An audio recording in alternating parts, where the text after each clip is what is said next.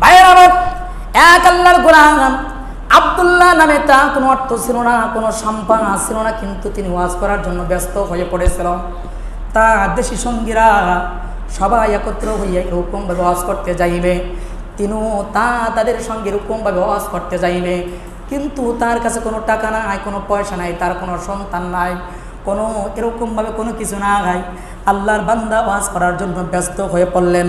আর মুসলমান কিতাবের মধ্যে আসেন, যখন তার দেশি সঙ্গীরা ওয়াজের উদ্দেশ্যে রওনা হয়ে যাবে, আব্দুল্লাহ চিন্তা করলে আমি তো তাদের সাথে কথা দিয়েছি, আমি তো এরকমভাবে ওয়াজ করব, কিন্তু আব্দুল্লাহ টাকা নাই, এই জন্য মানুষের ধারে ধারে ঘুরে ঘুরে এরকম মাত্র 20 টাকা সংগ্রহ করছে। কয় টাকা?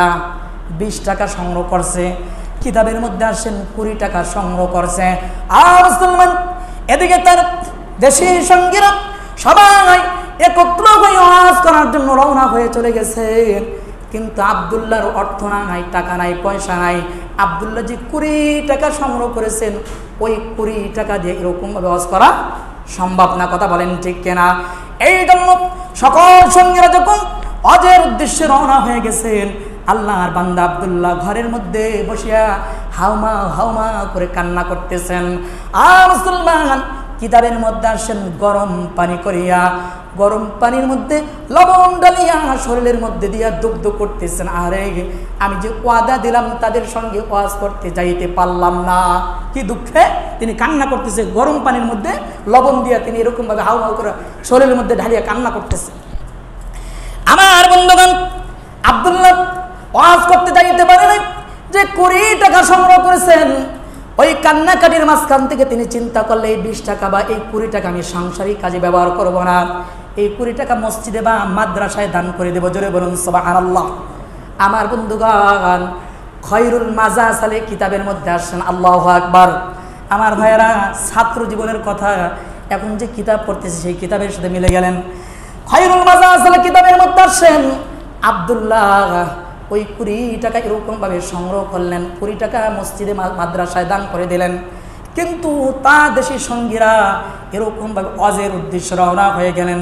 ওয়াজ করিবার সময় আমার ভাইরা যখন আব্দুল্লাহ 20 টাকা সংগ্রহ করলেন, ওই 20 টাকা মসজিদ বা মাদ্রাসায় দান করে দিলেন।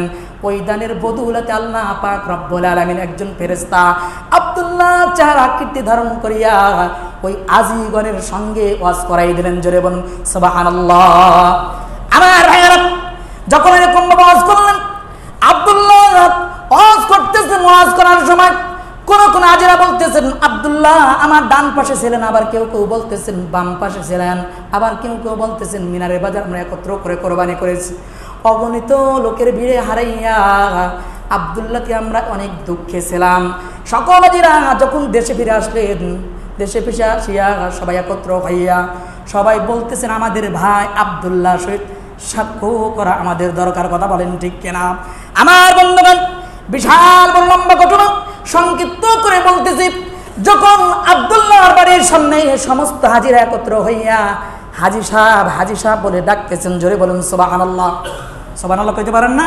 দেখেন, মাদ্রাসা মসজিদে দান করলে কি হয় এইটাই বুঝাইতেছি। দেশের 2 জমা আগে আমাদের মসজিদের কালেকশনের জন্য কিছু কথা বলছিলাম, মনে আছে নি? কালেকশনে অনেক ভাইরা দান করেছেন, অনেকে দান করেন নাই। সমাজের মধ্যে অনেকে দান করেন নাই, তাদেরকে একটু ধরা দরকার আছে না নাই? কথা বলেন, আছে না? তাদের যদি মন গলে এই বয়ানের আল্লাহ তাআলা তো কবুল করে দিতেও পারে। কথা বলেন ঠিক কিনা? তাহলে আমরা শুনেন, ইনশাল্লাহ বলার চেষ্টা করতেছি। ভাইয়া আমার, আব্দুল্লাহ যখন এরকমভাবে ওই মাদ্রাসায় দান করে দিলেন, ওই দানের বদৌলতে আল্লাহ তাআলা একজন ফেরেশতা তৈরি করিয়া আব্দুল্লাহর চেহারার আকৃতি ধারণ করিয়া আজিগণের সঙ্গে এরকমভাবে ওয়াজ করাইলেন। সমস্ত হাজিরা একত্র হইয়া বাড়িতে চলে আসলেন। বাড়িতে আসিয়া বলতেছেন আমাদের ভাই আব্দুল্লাহ সহিত সাক্ষ্য করা আমাদের দরকার। কথা বলেন ঠিক কিনা? সবাই একত্র হয়ে আব্দুল্লাহ বাড়ির সামনে যাইয়া হাজি সাহেব বলে এরকম ভাবে ডাকতে লাগলেন। আব্দুল্লাহ তো ওয়াজ করতে যায় না, তিনি যখন হাজি সাহেব শব্দটা শুনলেন, শোনার পর থেকে তার চক্ষু থেকে ঝরঝর করে পানি পড়তেছেন। দরজা খোলে না, ঘরের মধ্যে ডাক দিয়ে বলতেছে ভাই আমি তো ওয়াজ করতে যাই নাই, আপনারা কেন আমাকে হাজি সাহেব বলে ডাকতেছেন? কথা বলেন ঠিক কিনা? আব্দুল্লাহ কি বলতেছে? আমি তো ওয়াজ করতে যাই নাই, আপনারা কেন আমাকে হাজি সাহেব বলে ডাকতেছেন? আমি তো ওয়াজ করতে যাই নাই।